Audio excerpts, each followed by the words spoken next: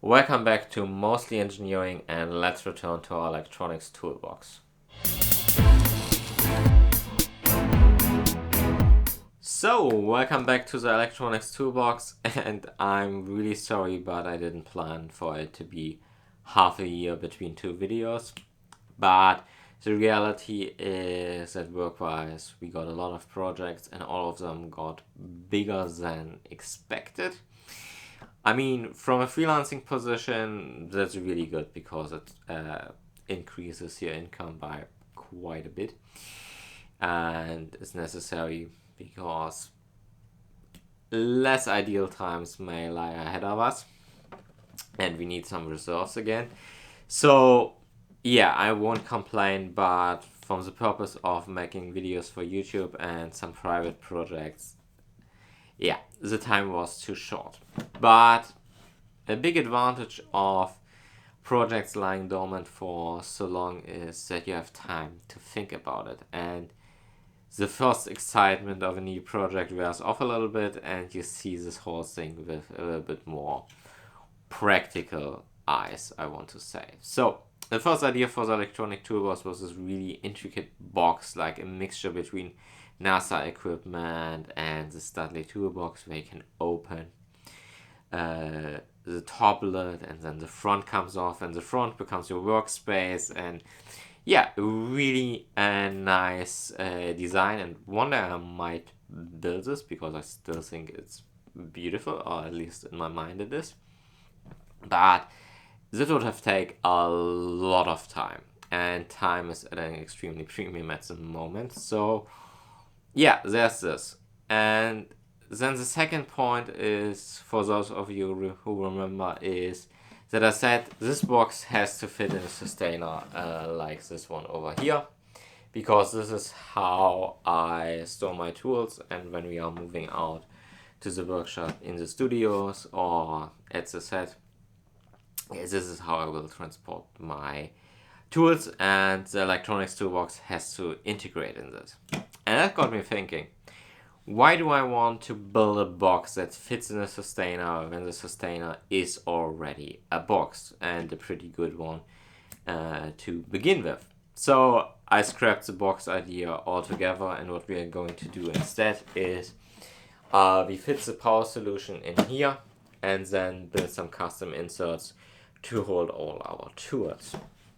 So let's take a look on the tools we have to fit in here and how we might do that. So let's start with the power, and power for most of our appliances will be delivered by this charging brick. Gives us 160 watts of power. It's nice and compact, and it can deliver power via power delivery 3.1, and we need 3.1 in order for our soldering iron to work at its most efficiency. So that's nice to have, and this just plugs into our Y cable. And you see I've gone with a really heavy duty variant, and yeah, it looks like really more like military specs, and the look is one reason I chose this. But the more important reasons are that most Y cables you can buy on Amazon are rated only for 2 amps. And 2 amps might be a little bit short of what we need. And this one is rated to 16 amps. And another point is that this comes with what we call in Germany a Schuko-Stecker. And Schuko is short for Schutzkontakt, and this in turn is short for Schutzkontakt-Stecker. And what this basically means is that the plug and the sockets have the ground contacts, and while working on electronic projects, if something runs wrong, the ground contacts may save your life. So it's really nice to have. And another advantage of a Schuko plug and its socket is that over as a normal Euro plug like this one, is that a Euro plug fits in a Schuko socket, but the other way around it doesn't work. So we are nice and flexible in what we can plug in to our second outlet over here. So, and here we have our soldering kit. Of course, we have our soldering iron, which started this whole project idea. a replacement tip with a flat end so that we can transfer more heat easily into our workpiece.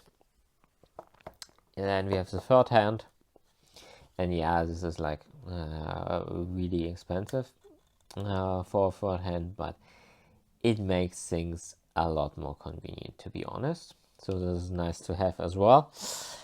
Then we need the stand and of course our solder, and these are the parts of our soldering kits that we will need the most frequently. So these parts have to be easily to reach, or what Adam Savage would call first order retrievability.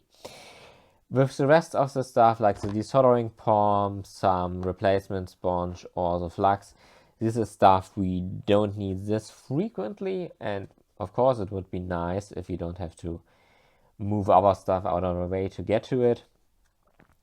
But in order to save space and to use our space more efficiently, I think we have to sacrifice the first order retrievability of some of the rest of the items. So let's talk about multimeters, because no electronic toolkit is complete without them. And we have our Fluke, and this is all the multimeter you would ever need, and probably the one that your grandchildren can still enjoy. So as is function wise, I will probably never outgrow it, and it's built like a tank. But it's still not the one for the electronic toolkit, so we go with Anec one, and this is a really cheaper one that costs about 20 euros. And the reason is simply that this one, it's a commitment. It's big, it's lumpy, and so this would simply take up too much space in our toolkit. And for most applications we have, this is a little bit of an overkill. So we go with this one. Function wise, it has the same functions as the Fluke. Okay, I wouldn't trust the 600 volt or 1000 volt rating on this one, but for prop work we usually work between 1.5 and 24 volts. And if you need more, usually you're asking an electrician, because you don't want to electrocute anyone or burn everything down. And this one is really nice, small, lightweight, portable. And another point is that when you work on set, when you work on this pop-up workshops for the movie, some tools unfortunately get lost. And if you lose your 20 euro multimeter, okay, it's not nice, but okay, it happens. If you lose your 500 euro multimeter, yeah, that would really sting. And while we are talking on measurement devices, this is the area where the toolkit will grow in the future, because at the moment only a multimeter exists, and there's other stuff that would be nice to have in the future, and we have to accommodate for future growth of our toolkit. So we have to keep it in mind when we are designing it. So, and here we have our pliers, and we have an automatic wire stripper. We have the manual one, so for all those tiny wires this one can't grab. And then of course we have some wire cutters, a heavy duty one, a lightweight one, and what will come in the very near future is an automatic crimping pliers. So additional to these four, we have to accommodate this one in our design. And lastly, we have the rest of our tools, like a lighter, some tweezers, some ESD safe screwdrivers, a USB lamp, and of course our fume extractor. And now let's go over to our box and see how we can fit all these tools in it. So, and here we have our sustainer, and before we lay everything in, some ground rules. So we will make bottom plates that rest on here, and there we build all the inserts on. And so that means we can't use the full depth over here. And also I plan to put all the cables in the lid, so nothing can protrude over this edge over here. And let's start with a fairly easy one, and this is a or the electricity. So our charger has to look out something like so. We cut a hole in here so that we get access to all the ports also when the box is closed, and this means this has to go here, and then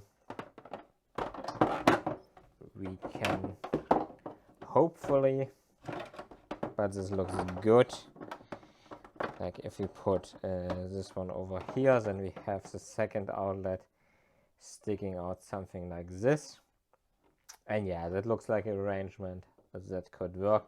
And then we cut a notch in here so that the cable can sit if the lid is closed as well. Or can we put both together?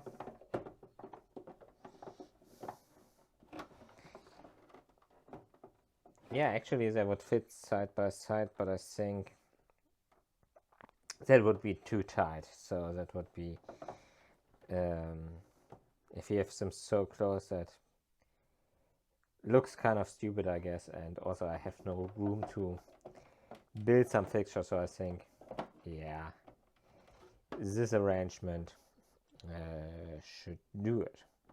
So we have this side about to here for all the wiring, so that's nice.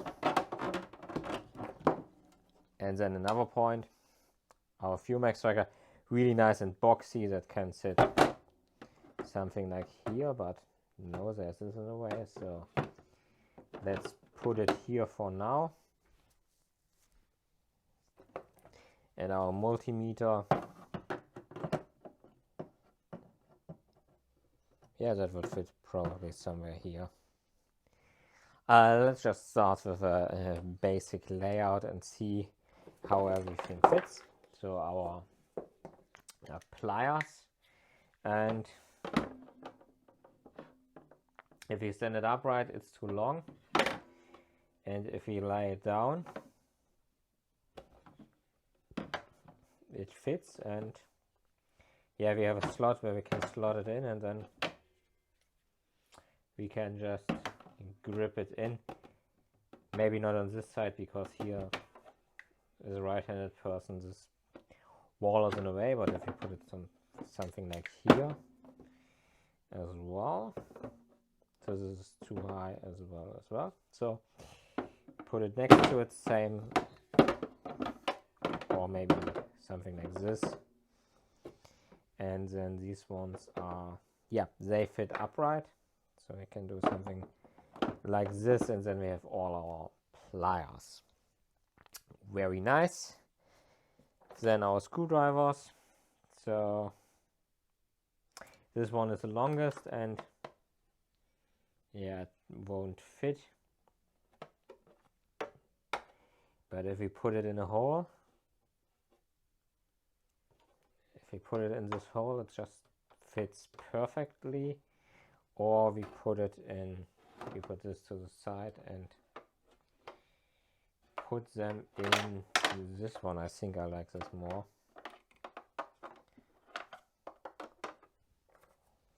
And number 4, that looks nice, and we still have a lot of space for growing stuff. And let's see, our soldering iron is, yeah, I suspected, and even if you put it in a hole, it's too long, so we have to lay it down. What is, we probably have to prop it up somewhere on this wall or on here, because I don't want to lay it down at the bottom. We have to reach really deep inside, and this is something I need access, so I can't put another layer on top of it. So that's in here. So let's say we have the wall over here and just hang it something like this, and the replacement tip next to it. And then we have our third hand that again is too high, but if we put it to the side and we can attach some magnets or something like this, that it holds on here, or maybe Or maybe we put it in the lid. I mean, we can put this in the lid and the soldering iron next to it. And then we still have place for the cables. And this way,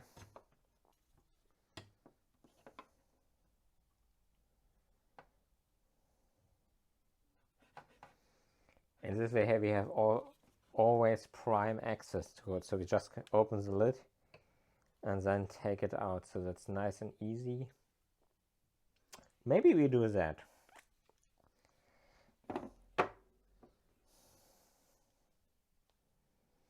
Maybe that's a good idea.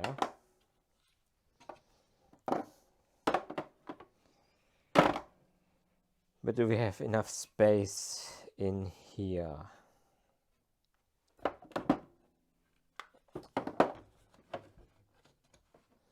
That should actually fit.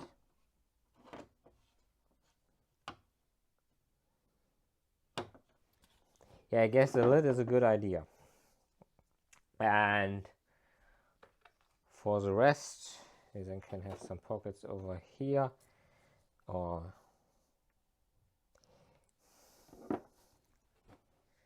I guess I still have to sleep over it for a night, or build some models in Fusion, and yeah, come up with a plan. So for now, the only thing that is set up is that our electrical part sits somewhere like this, so we have to build a point for it, and then probably the soldering equipment sits in the lid, and then we have to see how we can fit the rest of it. But this is for another video, so it's time to end here. If you have questions, comments, as always, let them down below, and I try to answer them as quickly and correctly as possible. And all that's left to say now is thanks for watching, and see you at the next time. Bye bye.